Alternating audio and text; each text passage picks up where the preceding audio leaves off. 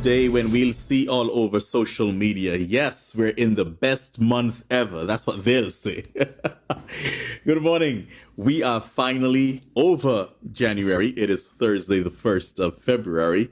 And I say thank God for a brand new month. Thank God that we are alive and well, yeah? And welcome to THG News Today with Mervyn Henley.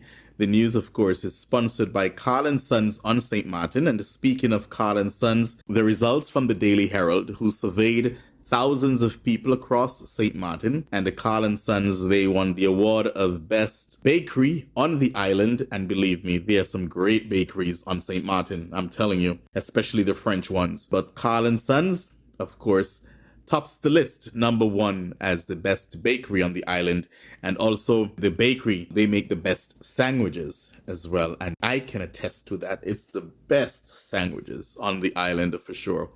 So well-deserving awards there for Colins Sons on St. Martin. There are two locations on the Pondfill and Coal Bay. And right now I know too that they're logged on to THG News Today. While we're taking that break, guys, remember to subscribe to our channel if you have not done so already. If you have, thank you so much.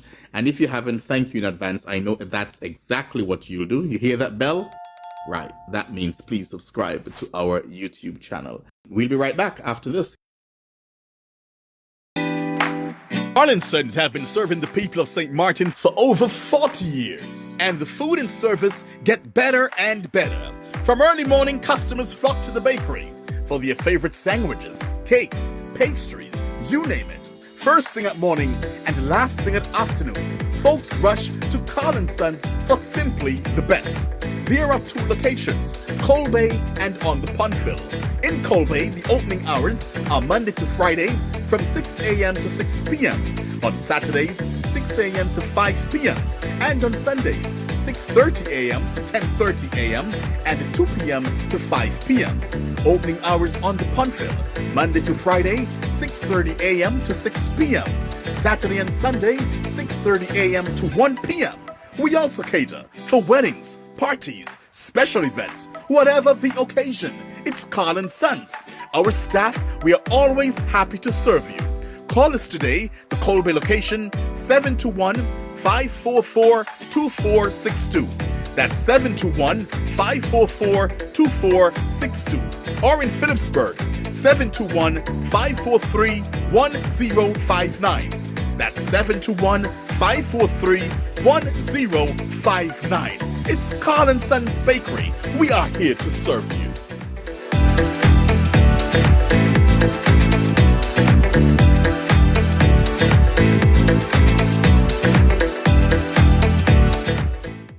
And we begin this morning with news out of Nevis.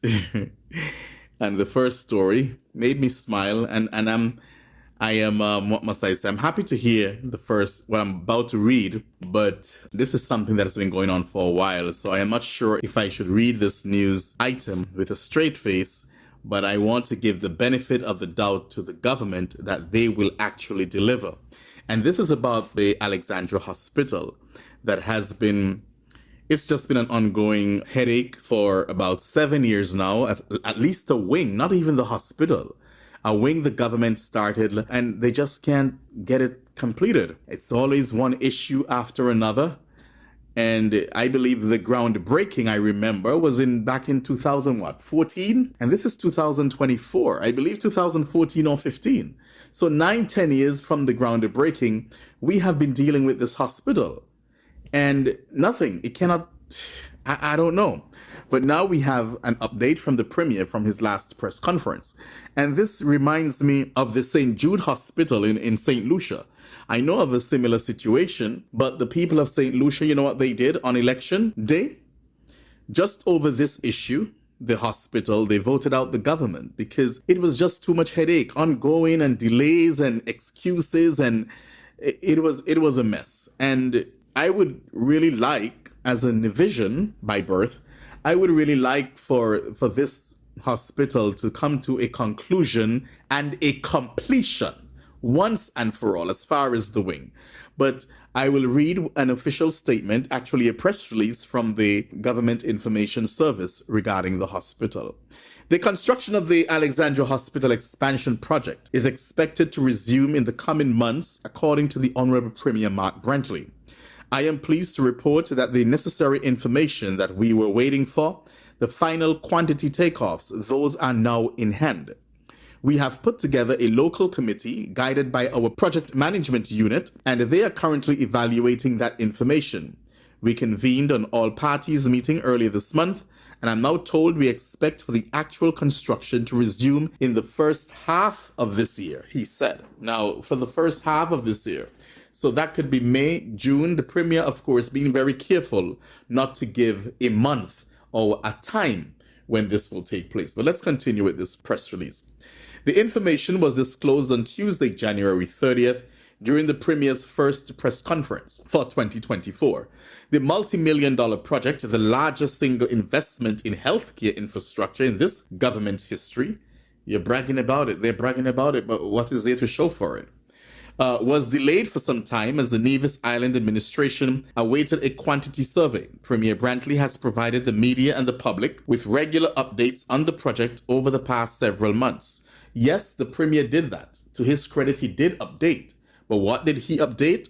To say, okay, in the next couple of months, we will have this information. The next press conference, yes, we're going to have this information. So the update wasn't anything substantive, but let's continue. Including a clarification on the cost. In March 2023, he revealed an expenditure of over $17 million. I'm happy that the impediment that we had has now been removed. Good, Mr. Premier, that is awesome. And that we expect now to be able to move forward with this critical project and move forward with the construction and get us to the point of completion. Hallelujah. That's what I want to hear. Completion. And this is not to get down on the government, but deservingly so. They need some licks for it because this has just been constant. And we just want Nevisians and residents, we just want the wing to be completed. And I'm hoping that this is good news. I welcome this news that it will be, because once we have it completed, it's good for all Nevisians and residents, right? So there is no good in us to talk about this, whether in a critical way or negative way. There's no good. So I am happy that it's coming to an end, hopefully. The Premier went on to say, I want to thank you for your patience. It is an important project and it has been delayed, in my humble opinion, for far too long. Good. I'm happy that the Premier agreed with what I am saying here this morning. But we are now getting it back on track and we expect that we will have that project completed in short order. Adding that a completion date could only be estimated once the construction work resumes. The external works for the expansion have been completed is significantly larger than the existing facility. It will see the addition of a physiotherapy wing, pediatric isolation wing, operating theater, and a radiology wing. Good. Very good. So I'm happy to hear that. And hopefully we do not have to come back here months later to say, okay, we have been delayed again and this and that. So I'm happy that this is now going to be behind us. We're rallying for this government because we want them to do good. Because once the government do good, then Nevis will actually succeed as well. Yeah. And it's better for all Nevisians. Now let's turn to Antigua and Barbuda. According to Health Minister Sir Molwyn Joseph, Antigua and Barbuda could become the first Caribbean countries to offer a cancer preventive vaccination after signing a memorandum of understanding with a Chinese hospital last week. When Molwyn returned to the country on Monday evening as a member of the group led by Prime Minister Gaston Brown, he informed media that the vaccine might be available in 2 years.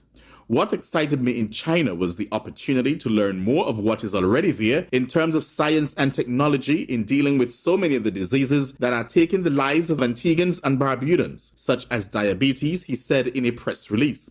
I was blown away when we visited a hospital and when we were able to see a piece of equipment that not only diagnosed the patient at the end stage of the disease, but it was also equipment that could forecast the disease.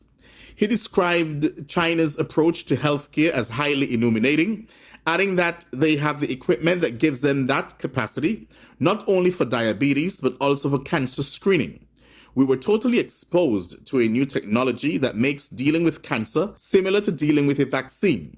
They said they're developing a cancer prevention vaccine. That is great. Good stuff, hopefully. Now, can you imagine that? Not only that, but they are developing technology to give your body the ability to fight cancer, which, according to scientists, is about 2 years away from maturing. And we here in Antigua and Barbuda will have the opportunity to be first in line for that technology, which will be shared with the rest of the Caribbean, he added. And finally, in our news this morning, out of the British Virgin Islands, the Royal Virgin Islands Police Force has confirmed the loss of lives following a fatal accident on January 30th at the bottom of Joe's Hill in Tortola. Reports indicate that the victims, identified as 32-year-old Henderson Laguerre and the 23-year-old Kenroy Joseph, were in a sewage truck when it overturned and caught fire. My goodness.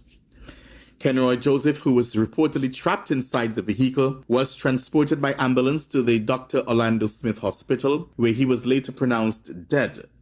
According to JTV, Hendrickson Laguerre unfortunately did not survive and was pronounced dead at the scene of the accident.